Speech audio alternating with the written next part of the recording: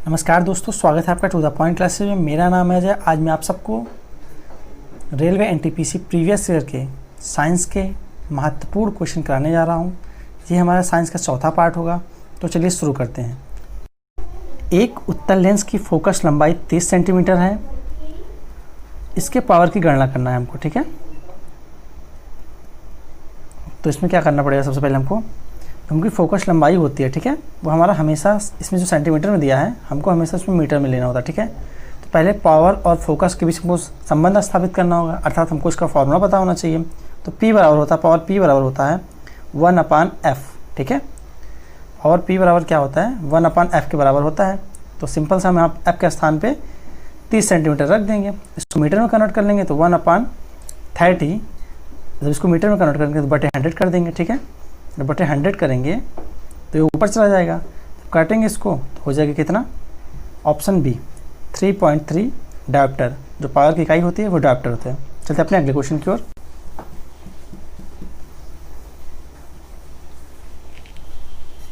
अगला प्रश्न है, जब कोई वस्तु बिना किसी बाधा के गिरती है तो उसके रास्ते में किसी बिंदु पर उसकी क्या घट जाती है। तो ठीक है, आपको बताना है। जब वस्तु हमारी किसी ऊंचाई से गिरती है तो जैसे जैसे उसकी ऊंचाई कम होती है तो वैसे वैसे उसकी स्थितिज ऊर्जा घटती है, क्योंकि स्थितिज ऊर्जा बराबर होता है mgh। जब हाइट कम होगी तो हमारी उसकी स्थिति ऊर्जा भी कम होगी, जबकि उसकी काइनेटिक एनर्जी बढ़ जाती है, अर्थात उसकी गति ऊर्जा बढ़ जाती है, क्योंकि उसकी वेलोसिटी बढ़ जाती है। इसका सही जवाब होगा ऑप्शन ए, स्थितिज ऊर्जा। चलते अपने अगले क्वेश्चन की ओर। निम्नलिखित में से गलत कथन का चयन करें, ठीक है। इसमें हमको बताना है कौन सा कथन गलत है। तो इसका सही जवाब होगा ऑप्शन बी। ऑप्शन बी कैसे, जस्ता मोनोजाइट एवं चांदी धातु हैं, ये कह रहा है। जबकि इसमें जो जस्ता होता है ये धातु होता है, जबकि चांदी भी धातु है।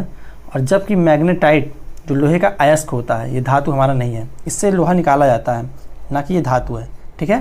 चलते अपने अगले क्वेश्चन की ओर। आज का अगला प्रश्न है, पानी को ब्लीचिंग पाउडर में मिलाने पर कौन सी गैस निकलती है, ठीक है। तो सबसे पहले आपको ब्लीचिंग पाउडर का फॉर्मूला पता होना चाहिए। ब्लीचिंग पाउडर जिसे कैल्शियम हाइपोक्लोराइड कहते हैं, इसका फार्मूला होता है CaOCl2, ठीक है। जब इसको हम वाटर मिलाएंगे इसमें H2O, जब रिएक्शन करेगा तो वहाँ बनेगा CaOH का whole twice plus Cl2। Cl2 जो हमारी गैस होती है निकलती है, ठीक है। और ये हमारा बन जाता है क्या, कैल्शियम हाइड्रोक्साइड। तो इसमें हमारा ऑप्शन होगा ऑप्शन डी, जो कुछ कट गया है, क्लोरीन गैस इसका सही होगा, ठीक है। ये देखिए यहाँ पे है क्लोरीन गैस, इसका सही होगा क्या, क्लोरीन गैस। चलते अपने अगले क्वेश्चन की ओर। सकारात्मक त्वरण निम्न में से किस दिशा के विपरीत होता है, किसकी दिशा के विपरीत होता है, सॉरी। ऑप्शन ए बल के, ऑप्शन बी दूरी के, ऑप्शन सी वेग के। तो पहले हमको त्वरण पता होना चाहिए क्या होता है। त्वरण ए बराबर होता है डेल्टा V/T, ठीक है। इसमें क्या होता है, V2 माइनस V1/T होता है। V1 जो होती है प्रारंभिक वेलोसिटी होती है और V2 जो होती है अंतिम वेलोसिटी होती है, ठीक है। और जब हम लोग त्वरण लगाते हैं तो जो हमारी होती है वेलोसिटी V2, जब त्वरण लगाते हैं और जब फिर उसके बाद जब हम नकारात्मक त्वरण लगाते हैं, अर्थात जब ब्रेक लगाते हैं, तो जब वेलोसिटी V2 होती है वो कम होने लगती है और वेलोसिटी जो V1 होती है वो तो पहले ज़्यादा रहती है। जब ब्रेक लगाएंगे तो वेलोसिटी कम होगी, सिंपल सी बात है।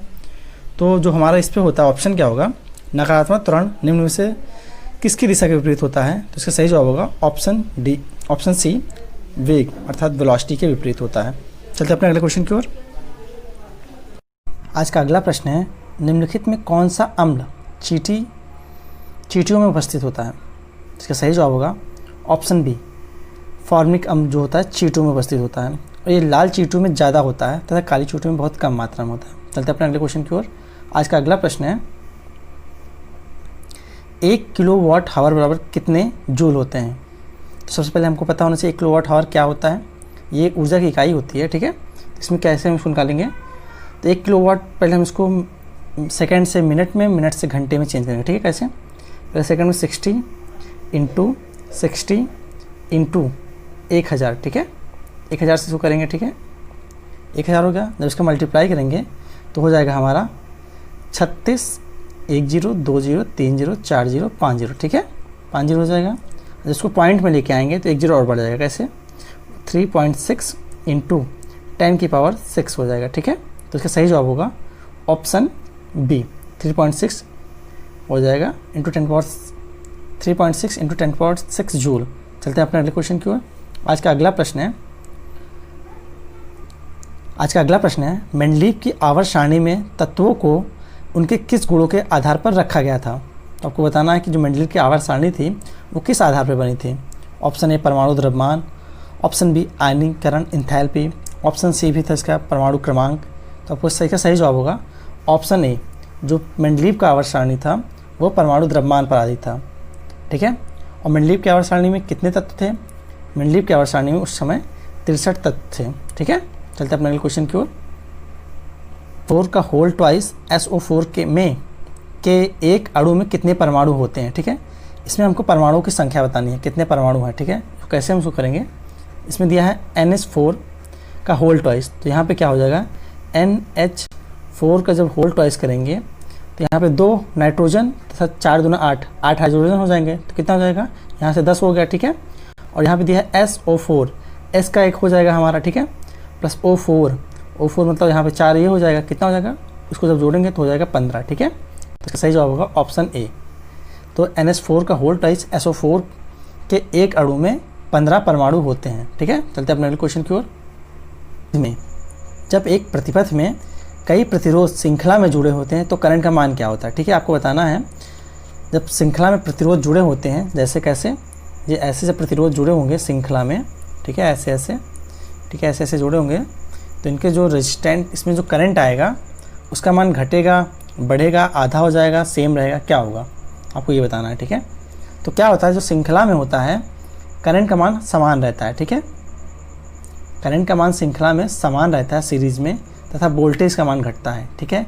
और जबकि पैरेलल में क्या होता है, मतलब समांतर क्रम में, उसमें क्या होता है, वोल्टेज का मान समान होता है तथा करंट का मान घटता है, ठीक है। तो इसका सही जवाब क्या हो जाएगा, कुछ दिया है, ये देखिए एक ही रहेगा, ठीक है। इसका सही जवाब होगा ऑप्शन डी, करंट का मान श्रृंखला में समान होता है, सीरीज़ में समान होता है, जबकि पैरेलल में करंट का मान घटता है, ठीक है। चलते हैं अगले क्वेश्चन की ओर। इनमें पौधे के विभिन्न भाग उपस्थित नहीं होते हैं, वे किस समूह से संबंधित है। अर्थात पौधे में जैसे फूल होती हैं, पत्तियां होती हैं, फल होते हैं, ऐसे कौन से पौधे हैं जिनमें इन सब नहीं पाए जाते हैं, वो किस समूह से संबंधित है। Option A bryophyta, option B phanerogams, option C जो है थैलोफाइटा। तो इसमें सही जवाब होगा ऑप्शन सी जो है अपना थैलोफाइटा जो होता है। इसमें क्या होता है कि न इसमें पेड़ होते हैं, न इसमें पत्तियां होती हैं, न फूल होते हैं, ठीक है। थोड़ा आपको डिटेल बता देता हूँ। जो अपुष्पीय भित्ति के 3 भाग होते हैं, अपुष्पीय पौधे के 3 भाग होते हैं, कौन कौन से, थैलोफाइटा, ब्रायोफाइटा, टेट्रोफाइटा, ठीक है। जो थैलोफाइटा होता है वो वनस्पति जगत का सबसे बड़ा समूह होता है।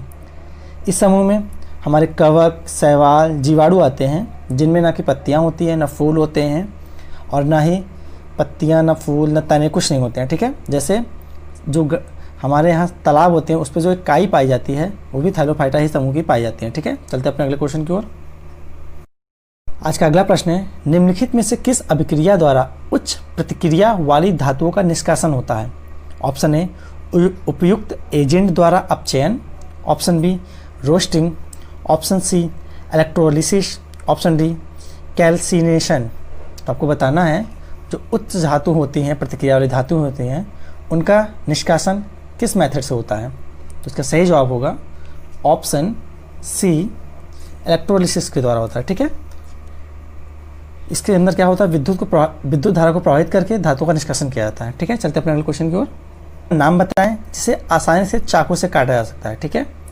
तो ऑप्शन आपके पास है ए तांबा, बी सोना, सी सोडियम, डी एल्यूमिनियम। तो इसका सही जवाब होगा ऑप्शन सी सोडियम। सोडियम जो होता है उसको हम चाकू से आसानी से काटे जा सकता है, ठीक है। चलते अपने अगले क्वेश्चन की ओर। आज का अगला प्रश्न है ऑक्टेव्स वर्गीकरण के न्यूलैंड्स लॉ में निम्नलिखित में से कौन सा अंतिम तत्व है। तो आपको इसके लिए ऑक्टेव्स का जो पीरियोडिक टेबल था उसको पता होना चाहिए, ठीक है। सबसे पहले आपको ये पता होना चाहिए जो ऑक्टेट का पीरियोडिक टेबल था उसमें 56 तत्व थे, ठीक है।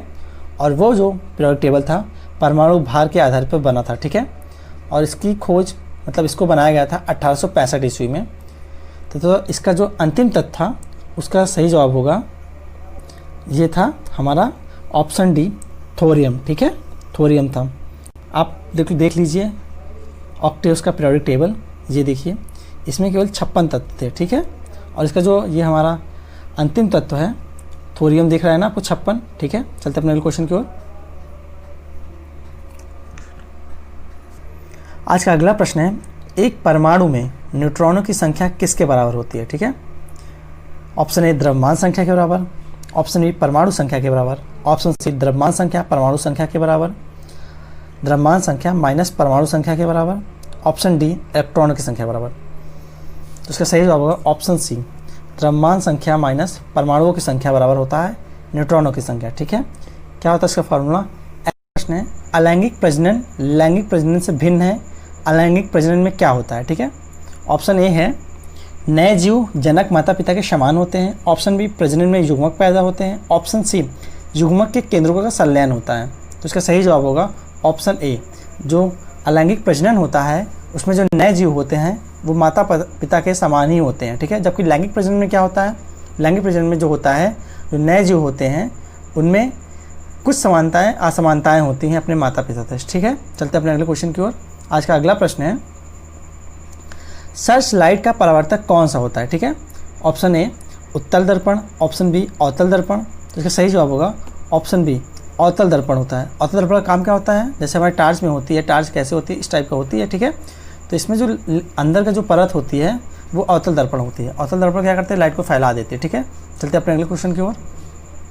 आज का अगला प्रश्न है, इनमें से कौन सा एक सेप्रोट्रोफ है? सेप्रोट्रोफ आपको पता होना चाहिए क्या होता है। ऑप्शन ए कुकुरमुत्ता, ऑप्शन बी पुरुष, ऑप्शन सी कबूतर, ऑप्शन डी शैवाल। तो देखिए सेप्रोट्रोफ इसमें होता है मृतोपजीवी, अर्थात जो सड़े गले पौधों आदि पर उगते हैं उन्हें हम मृतोपजीवी कहते हैं। इसका सही जवाब होगा कुकुरमुत्ता। ठीक है, चलते अपने अगले क्वेश्चन की ओर। आज का अगला प्रश्न है, इकाई कौन सी है? Option A newton, coulomb, ohm, joule. तो इसका सही जवाब होगा ओम। ठीक है, चलते अपने अगले क्वेश्चन की ओर। कंडारा किससे बनाया जाता है? ठीक है, ऑप्शन ए अस्थिर संयोजी ऊतक फाइबर से, केवल काइलेजन फाइबर से, स्थिर संयोजी ऊतक फाइबर से, स्थिर और अस्थिर संयोजी ऊतक फाइबर से। तो इसका सही जवाब होगा ऑप्शन बी, केवल काइलोजन फाइबर से ही बनता है। सबसे पहले हमें यह पता होना चाहिए अस्थि को अस्थि से कौन जोड़ता है? लिगामेंट जोड़ता है, तथा अस्थि को मांसपेशियों से टेंडन जोड़ता है। टेंडन को कंडारा कहा जाता है और कंडारा हमारा केवल काइलोजन फाइबर से बनता है। ठीक है, चलते अपने अगले क्वेश्चन की ओर। छलांग लगाने वाला ऊंची छलांग से पहले कुछ समय दौड़ता है ताकि का जड़त्व उसकी लंबी छलांग लेने में मदद करे। ऑप्शन ए गति, ऑप्शन बी दिशा, ऑप्शन सी आकार। देखिए दौड़ने के लिए जब धावक दौड़ता है तो उससे पहले एक मतलब जब ऊंची छलांग लगाता है तो उससे पहले कुछ दूर दौड़ता है। किस लिए करता है? गति के लिए करता है, ताकि उसका जड़त्व तो बढ़ जाए। ठीक है, चलते अपने अगले क्वेश्चन की ओर। की खोज किसने की थी? Option A Mendel Brown, option B Isaac Newton, option C John Brown, option D Robert Brown. तो इसका सही जवाब होगा ऑप्शन डी, रॉबर्ट ब्राउन ने ब्राउनी गति की खोज की थी। ठीक है, ब्राउनी गति कोलाइडी विलयन में होता है, इसकी खोज रॉबर्ट ब्राउन ने की थी। ठीक है, चलते अगले क्वेश्चन की ओर। जिसमें 92% जल होता है और शेष 8% में प्रोटीन, खनिज, हार्मोन्स, एंजाइम तथा अन्य पदार्थ होते हैं। ठीक है, तो सबसे पहले हमको ये पता होना चाहिए रक्त में जो होता है 60% हमारा प्लाज्मा होता है तथा 40% में हमारा WBC, RBC तथा प्लेटलेट्स पाए जाते हैं। ठीक है, जो प्लाज्मा होता है 60% उसमें हमारा 92% वाटर होता है। ठीक है, और 8% में प्रोटीन, खनिज, हार्मोन्स, एंजाइम्स आदि तत्व पाए जाते हैं। तो इसका सही जवाब होगा ऑप्शन सी, प्लाज्मा। ठीक है, चलते अपने अगले क्वेश्चन की ओर। प्रश्न है, यदि दिए गए वेग पर किसी ध्वनि तरंग की आवृत्ति बढ़ाई जाए तो उसके तरंग दैर्ध्य पर क्या प्रभाव पड़ता है? ऑप्शन ए तरंग दैर्ध्य पर कोई प्रभाव नहीं पड़ेगा, ऑप्शन बी तरंग दैर्ध्य में क्रमिक रूप से वृद्धि और कमी होती रहेगी, ऑप्शन सी इसकी तरंग दैर्ध्य में कमी आएगी, जो ऑप्शन डी है इसकी तरंग दैर्ध्य में वृद्धि होगी। सबसे पहले आपको तरंग दैर्ध्य और जो हमारी आवृत्ति है उसका फॉर्मूला पता होना चाहिए। इसका फॉर्मूला क्या होता है? v बराबर होता है n लैम्डा। ठीक है, v बराबर m लैम्डा होता है। अगर आवृत्ति हम लोग बढ़ाएंगे तो जो v लैम्डा है, लैम्डा इज इन्वर्सली प्रोपोर्शनल जो है n के है। ठीक है, अगर n हम लोग बढ़ाएंगे तो लैम्डा हमारा कम होगा। ठीक है, इसका सही जवाब होगा ऑप्शन सी इसकी तरंग दैर्ध्य में कमी आएगी। ठीक है, चलते हैं अपने अगले क्वेश्चन की ओर। जब लोहे को नम हवा में रखा जाता है तो हाइड्रेट आयरन 3 ऑक्साइड Fe2O3 की एक लाल भूरे रंग की परत इसकी सतह पर जमा हो जाती है।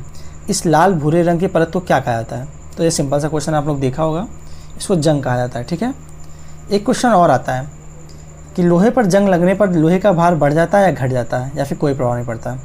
तो आप हमेशा इसको ध्यान रखिएगा कि जब भी लोहे पर जंग लगता है तो उसका वेट जो होता है बढ़ जाता है। ठीक है, चलते हैं अपने क्वेश्चन की ओर।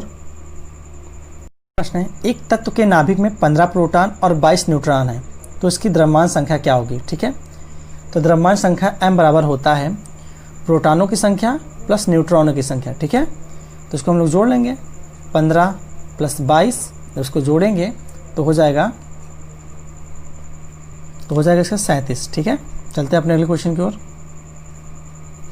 आज का अगला प्रश्न है, जब कई प्रतिरोध किस श्रृंखला में जोड़े जाएं कि उनका जो संयुक्त प्रतिरोध है न्यूनतम होता है। ठीक है, तो हमको पता है जब हम प्रतिरोध को पैरेलल में जोड़ते हैं, पैरेलल मतलब समांतर में जोड़ते हैं, इस टाइप में जोड़ते हैं, जब इस टाइप में जोड़ते हैं तो इसका जो R इक्विवेलेंट आता है वो हमारा न्यूनतम होता है। कैसे? जो उसका जो 1/R इक्विवेलेंट होता है तो होता है 1/R1 + 1/R2 होता है। तो इसका क्या होगा? न्यूनतम लाने के लिए हम लोग को समांतर क्रम में जोड़ेंगे। ठीक है, और इसको हम सीरीज़ में जोड़ें तो यह अधिकतम होता है। सीरीज़ में कैसा होता है? अगर इसको हम सीरीज़ में जोड़ते हैं तो क्या होता है? सीरीज़ में जब हम किसी रेजिस्टेंस को जोड़ते हैं, इस टाइप से जोड़ते हैं, तो इससे जो इक्विवेलेंट प्रतिरोध होता है अर्थात R1, R2, R3 जो होता है, जो ये तीनों के समेशन मतलब सम के बराबर होता है। जो इसका इक्विवेलेंट प्रतिरोध है वो ज़्यादा हो जाएगा। अगला प्रश्न है और ये हमारे वीडियो का अंतिम प्रश्न है। ठीक है, मादाओं में अंडाणु उत्पादन की प्रक्रिया को क्या कहा जाता है?